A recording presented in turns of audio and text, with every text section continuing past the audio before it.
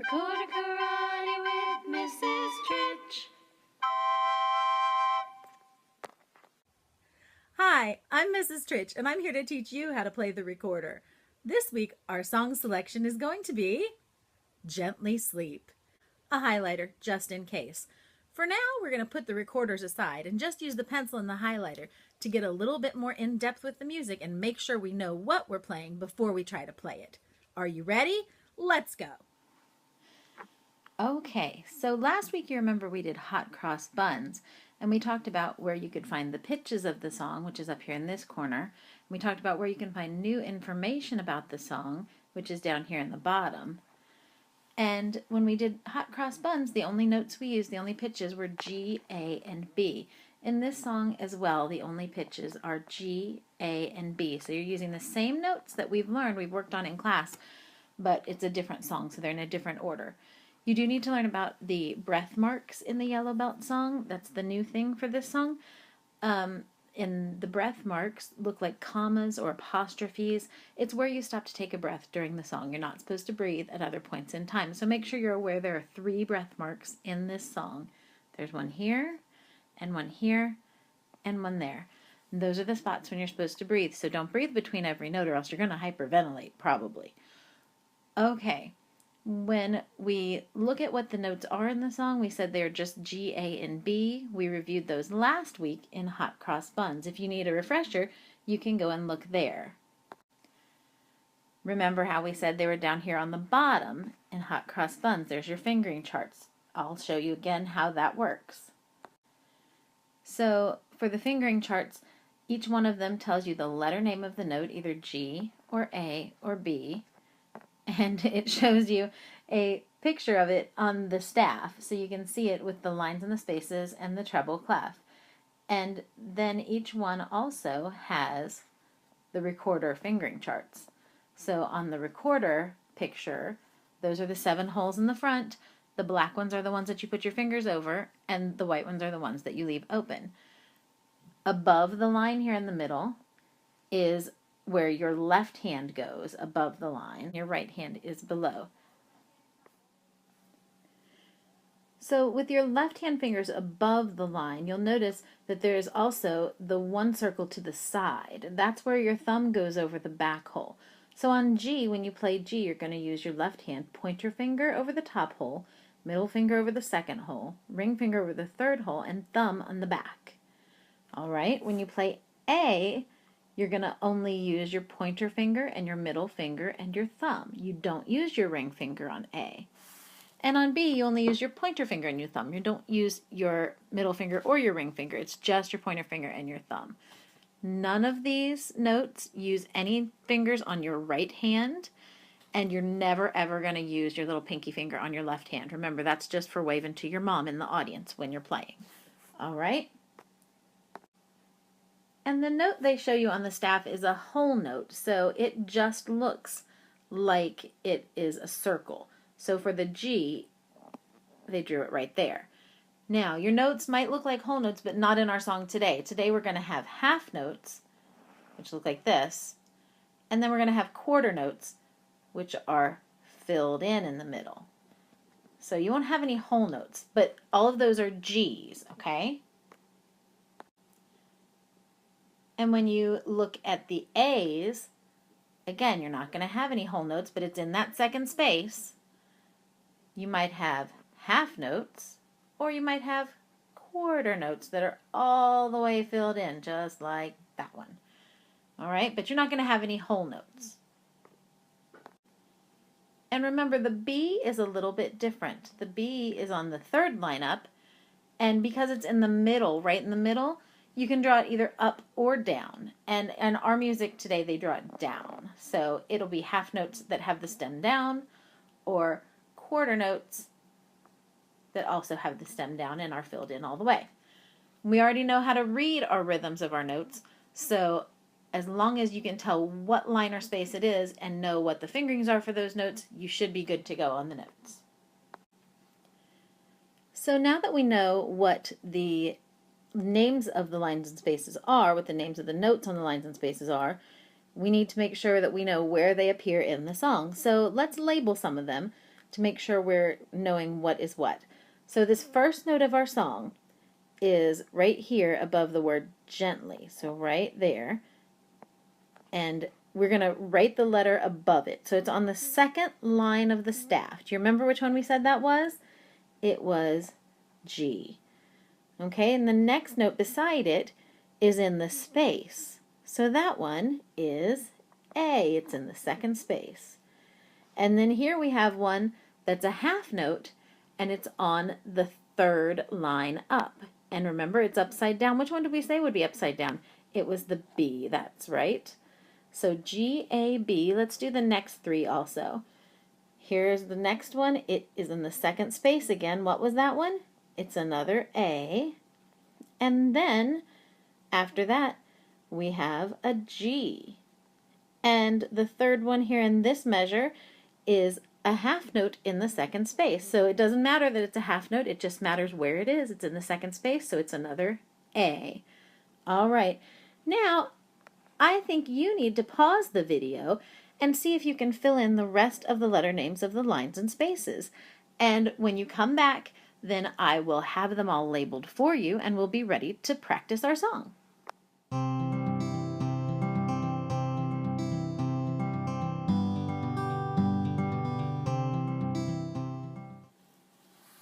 Okay, so I got all my notes labeled. Did you get yours labeled? And do they match? Maybe you should pause and check our answers against each other to make sure that we've got all the same letter names of the notes. Okay, did you check and make sure they match? Now we're going to look for patterns in our notes. So I see right here that we have G, A, and B in the beginning. And our next notes over here are different, but then we have another G, A, and B here. And then we've got something different, and then we have another G, A, and B, and something different, and another G, A, and B. So our pattern seems to be G, A, B, 3 different notes, G, A, B, 3 different notes, G, A, B, 3 different notes, G, A, B, 3 different notes. So it looks to me like once you learn G, A, B, you've already learned half of this song.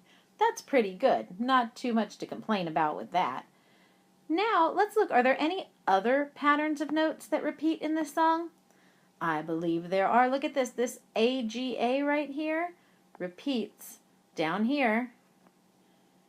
And if you look closely, you will see there's another one still that repeats also. The A, B, G repeats right there. So, we have all of our repeated notes and our repeated patterns. When you look at the first line and compare it to the second line, what do you see? They're exactly the same. So that makes this song really easy, even though it looks like it might be complicated when you haven't checked into it too deeply. Now that we have all of our notes labeled and patterned, let's try practicing reading the notes. You already know how to read rhythm syllables, so you know that the pattern of the rhythm syllables in our song is quarter note, half note, which we don't say in our class. We use rhythm syllables and say ta, ta, tu, ta, ta, tu. And this whole song uses that pattern of ta, ta, tu.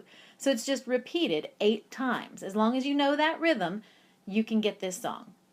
Instead of saying 8 ta, ta, tu's, which I know you can do, let's say the letter names of the notes in the correct rhythm. So let's try it.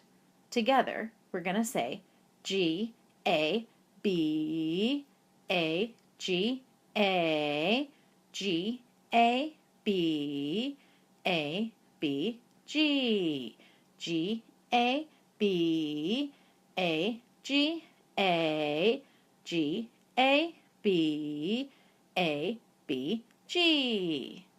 Good job. If you didn't get it, go back and do it again. You can always try a second time. Okay, so the first thing you need to know to be able to play this song is how to play G, A, B. It's really easy. Start with your 3 fingers and your thumb on your left hand down, and you're going to just pick them up 1 finger at a time. G, A, B. Just like that. It repeats a lot in this song, so you have to know this part. Now, I'm going to play it. You can play along. You can stop after I'm done and try playing it yourself. Let's see how it goes. Ready? Just like that, 3 notes. Try it yourself until you get good at it, and then once you're good, come back and we'll play it in the song. Okay, it's time to get out your recorders and we're going to play, but we're going to share the song. I'll play half and you play half, and you get the easy half. You're going to play G-A-B. Here's the music, and you play the yellow highlights. I'll play the blue and the green. Two, ready, go.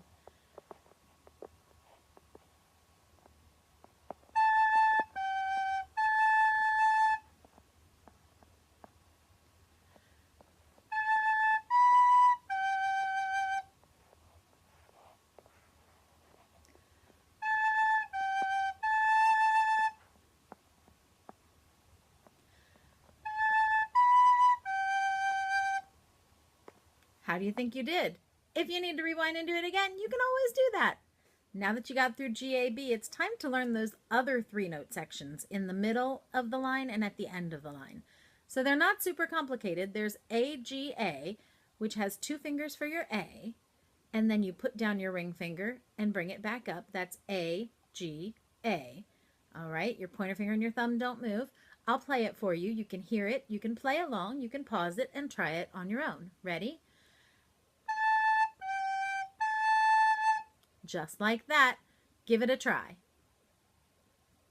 Now that you did A, G, A a few times, the hardest one in the song is at the end of both of the lines.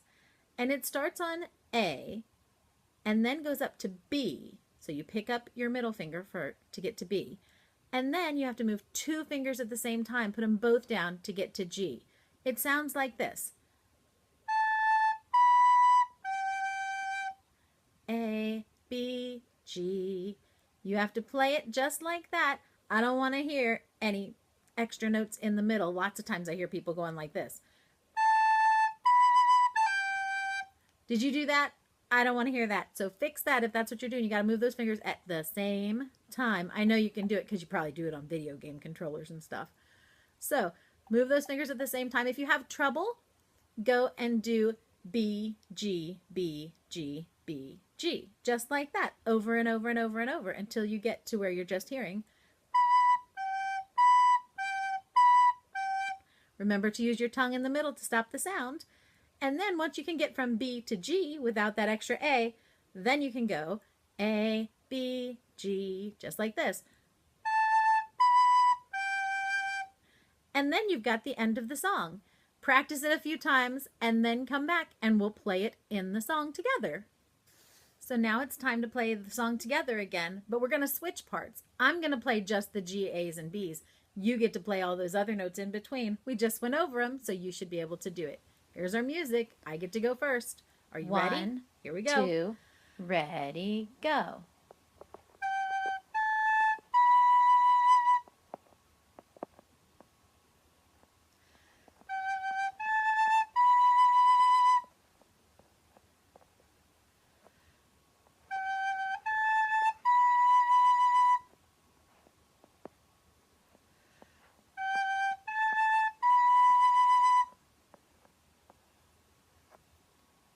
Well, how did you do with that one?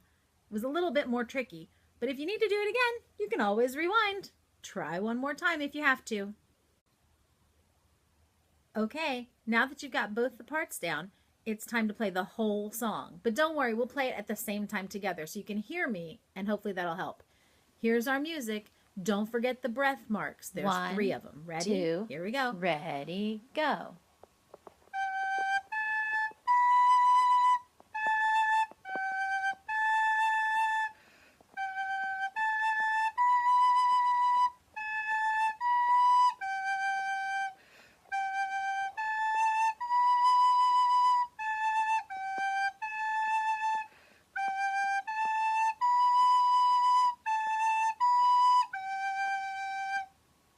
All right, we got through the whole song. If you need to play it again, go for it. You can take as many turns as you need listening to it, and then you can turn in your test, and you can be done, hopefully. We'll see. When you turn it in, I'll give you directions of how to do that on your e-backpack so I can grade it, and then you can move on to the next song, which is Merrily We Roll Along. And guess what? It uses all G, A, and B too. It's really pretty easy for you. After that, you'll get to learn a new note, E. So keep practicing and turning in your recorder tests.